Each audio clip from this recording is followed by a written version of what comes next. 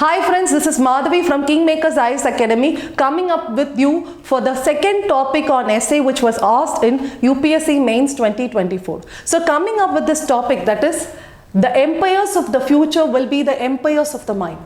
Friends, there is lots of ways in which you can write an essay. Here I have started with an anecdote from the Nehru's Independence Day speech, that is the title Tryst with Destiny. And I have already told you, when you are thinking about an introduction, you have to think about the conclusion, and both should be optimistic, both should be impressive for the examiner to create an interest in reading your essay. So that is very, very important in narrating your introduction, and you can give this introduction in 2 or 3 paragraphs, giving a linking statement to the topic, or you can create 1 paragraph or 2 paragraph and link it with the topic, because you have to say why you are introducing like that, or why you are talking about Nehru's quote or Nehru's speech, that is in a Tryst with Destiny. So here I have started. You can write an introduction in various ways, like giving a story, like yesterday we did, like Greta Thunberg rose up in the night with a nightmare, and we also started telling about Mahatma Gandhi's anecdote. Here I am talking about Nehru. So because this topic, when I was thinking about this topic, I remembered this quote, because Nehru told, we will be wiping the tears and the sufferings of the world. So he is saying that India not only will gain independence for themselves, it will strive to strive to gain independence for the other countries also. We did that. We did support all the independence movement of other countries like Africa, Indonesia, so on and so forth. So we are the country which was having this soft power. We were influencing the mind of the other people to create an empire of the future. So we are now becoming the champion of the global south. India is being the champion of the global south. It's not a goal that we got, but we did that because we were not having any investment. We never had a capacity to invest like China or any other countries. We used our soft power. We influenced the mind, and we created an empire of the future, that is the rising of the developing countries as a global south, and we became the champion of the global south. So this is how I will start my introduction, and thereby I will also think about my conclusion. I will be thinking about my conclusion. So how will I conclude? The same, I'll quote the same thing. So we will talk about this conclusion once I complete my essay. So in the next part, how I will start historically. So first I will be starting with this Nehru's speech, and India being the champion of the global south, influencing the mind and creating the opening the doorstep of independence movement in other countries by the influence of Gandhi and other or the ideology of ahimsa and non-violence spread across, and the independence movement started. And we also started this NAM. You can even quote NAM also in the introduction itself if you want, because you cannot write too much of introduction. You have to jump into the topic again. So coming to the topic again, historically I will be talking about the historical perspective, because in this essay there are perspectives like historical perspective, social perspective, political perspective that you can give, because you have to give multi dimensions while coming to an essay. But yesterday topic we could not give any dimensions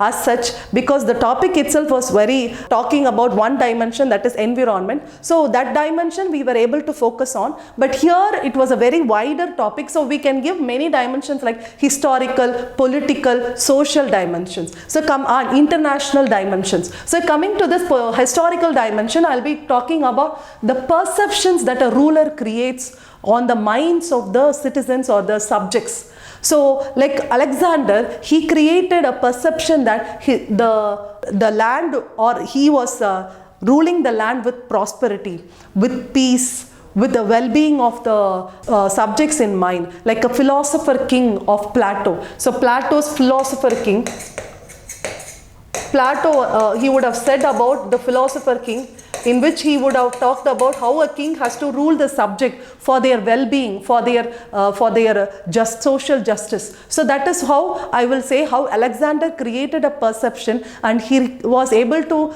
become the empire of the future because he has influenced became the empire of the mind of the people. He even motivated the soldiers to win wars and acquire territory, and he were able to influence the mind of the people and tell them that he is able to rule over them prosperity. So this is how I will talk. And in the other hand, Hitler, through the use of brute force, through the means of genocide, especially against the Jews community, and creating violence, unprecedented violence, creating concentration camps, and also a lot of war crimes that he have done. This empire that Hitler wanted to rise or dominate Europe was very short-lived. He died and his empire could not survive, and Germany perished because of the cruel policies of Hitler. So that is how I will narrate a exactly opposite tone that I have given for Alexander to the Hitler. But then I will talk about similarly there are Russia and Israel, not similarly, but I would say how the use of force is not fruitful or not giving any future for the society. So I'll talk about how Russia-Ukraine war, or not blame Russia. I will talk about how Russia-Ukraine war or Israel-Palestine war is not creating any peace or any ends, or no outcomes are coming out of this Russia-Ukraine war. So I'll be talking about the limitations of using weapons or limitations of wars, and I will talk about how the empire of the future cannot be the empire of war or a traditional way of weapons and war. So then I'll talk about beyond wars. What happened with civilization? I'll give a separate paragraph for all this. Beyond war, how civilization were able to be created because the mind, the intellectual innovations or intellectual capital, the innovations, creativity, curiosity has boomed the civilization, has brought about the civilizations. I will give any civilization like IVC, Mesopotamia, Mayan, Egyptian civilization with lots of innovation, because they are the empires of the mind, so they become the empires of the future. And I will also talk about the Renaissance of Europe or the Renaissance of India, which happened during the socio-religious reform movement under the leadership of Raja Ram Mohan Rai, Ishwar Chandra Vidyasagar, who were able to influence the mind. They brought the social reforms, they kindled the mind, they changed the system of sati, ban on the widow remarriage. So I'll talk about the Renaissance of India or the Renaissance of Europe, and also I will talk about the revolution that happened in China, Russia and various other parts, like even in South America. I will talk about this revolution and how these people who are the leaders of the revolution were the empires of the mind, and they become the empires of the future also. We are seeing this Maoist revolution is influencing lots of countries and lots of people. So this is how I will then move on.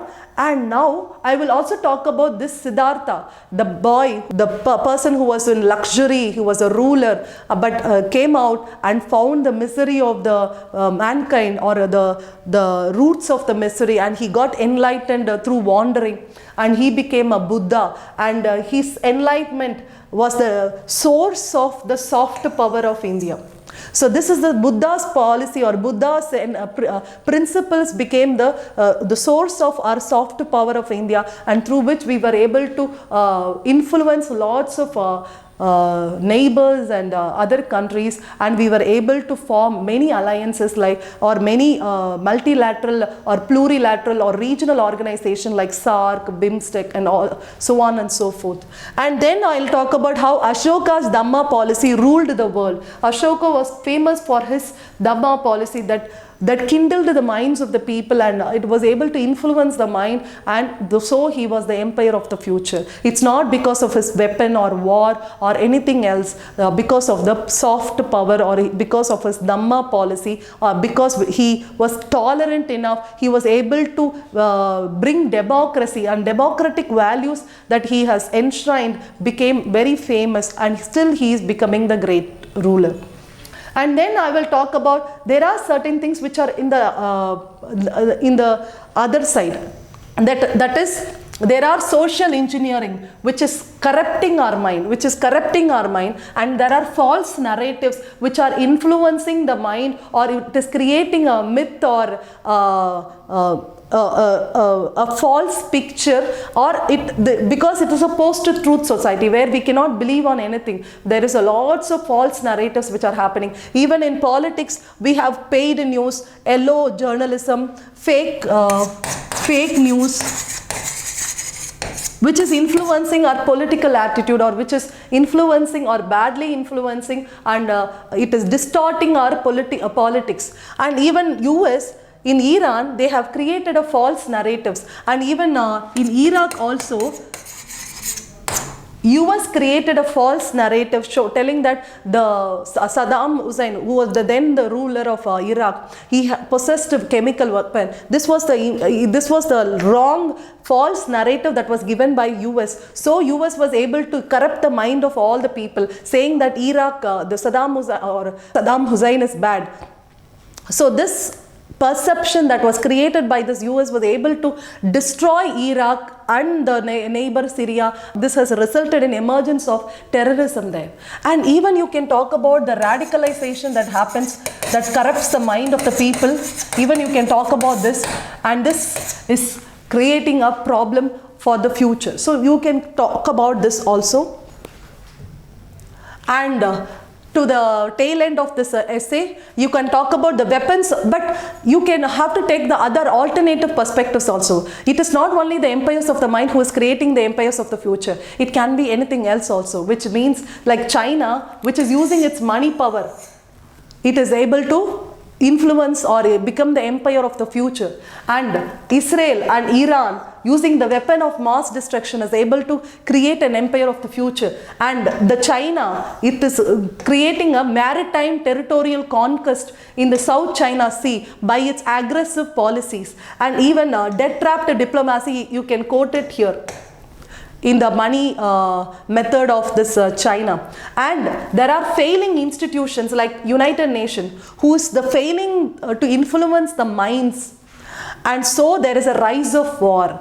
And there are rise of the empire who was relying on the weapons and not on the minds, or not on the influencing the minds. So this is what you can talk on the other perspectives. But again, coming back to the conclusion, but despite all that, it is the mind, the empire of the mind, who is significantly able to influence lots of future, or able to influence the future world, because India is creating 21st century as Asian century, because India, using its soft power, using its human capital, which is a demographic dividend for us, who are being skilled, if they are skilled properly, if they are educated properly, if they are able to lead ethically and bring humanity values into the system, they will be able to create a peaceful society in the future, bringing some UN reforms,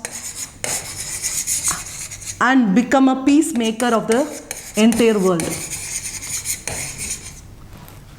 And so India can be the empire of the future when they are empires of the mind. This is how you can conclude this topic. And so we can see that you can use ethical or codes related to it, or even otherwise, this particular thing will be the different perspectives that you are giving. So the best introduction, best conclusion, with lots of dimensions into our essay, and with codes, with examples, with content. This essay will be your best essay that you can write in your the exam. So thank you so much. If you have any doubts, please comment in the comment box. We will meet soon for the next topic. Thank you.